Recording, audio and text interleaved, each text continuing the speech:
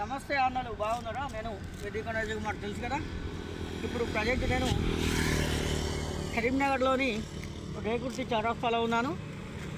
మీరు ఇంతకుముందు చూసే ఉంటారు, మన కరీంనగర్ లోకల్ భారతీయుడు కోటి శ్యామ్ కుమార్ అన్నగారు ఈ రేకుర్తి చౌరస్తా పైన ఈ బ్రిడ్జ్ వద్ద అనేకమైన ప్రమాదాలు జరుగుతున్నాయని చెప్పి అనేక సార్లు ప్రభుత్వాన్ని కానీ అధికారులను కానీ ప్రశ్నించడం జరిగింది. మరి అదేవిధంగా ఈరోజు మేము ఇక్కడికి వచ్చి మాట్లాడడానికి కారణం ఏంటంటే, ఈ రోడ్డు చూడండి, అద్భుతమైన రోడ్డు, కొత్త రోడ్ వేసారు. మరి దానికి ప్రధాన కారణం ఏమంటే కరీంనగర్ భారతీయుడు కోటి శ్యామ్ కుమార్ అన్న చెప్పుకోవచ్చు. మరి అదేవిధంగా ఒక కోటి శ్యామ్ కుమార్ అన్న వల్లనే ఇటువంటి అద్భుతమైన రోడ్డు పడ్డదంటే ఒక కోటి శ్యామ్ కుమార్ ఒకరే ప్రశ్నించాలా? కరీంనగర్లో ఉన్న యువతి యువకులు ముందుకు రావాలి, కదలాలి, ప్రశ్నించాలి, మన పనులు మనమే చేసుకోవాలి. ఏ ప్రభుత్వమైనా ఎవరు అధికారంలో ఉన్నా ప్రశ్నించే తత్వాన్ని అలవాటు చేసుకొని కరీంనగర్ గడ్డ ప్రశ్నించి ఉద్యమాల గడ్డ కావున ప్రతి ఒక్కరు ఈ రోడ్డును చూడండి. ఎంత అద్భుతమైన రోడ్డు అంటే ఇక్కడ రేకుర్తి అంబేద్కర్ బొమ్మ నుండి మన కొత్తపల్లి వరకు అద్భుతమైన రోడ్డు నిర్మాణం చేపట్టారు.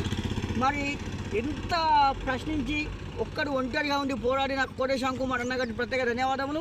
అదేవిధంగా అన్నగారు ప్రశ్నించడంలో ముందుకొచ్చి తక్షణమే చర్యలు తీసుకొని రోడ్డు బాగు చేసిన అధికారులకు మరియు ప్రభుత్వానికి ప్రత్యేక ధన్యవాదములు.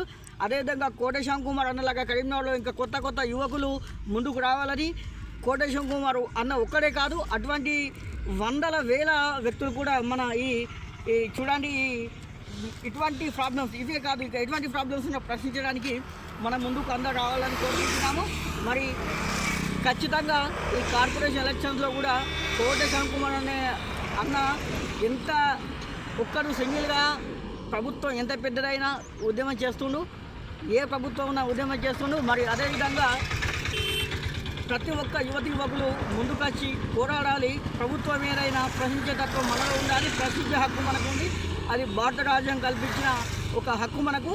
దాన్ని అందరూ సద్వినియోగం చేసుకొని ప్రతి ఒక్కరూ ప్రజా శ్రేయస్సు కొరకు పనిచేస్తారని కోరుకుంటూ జై భీమ్.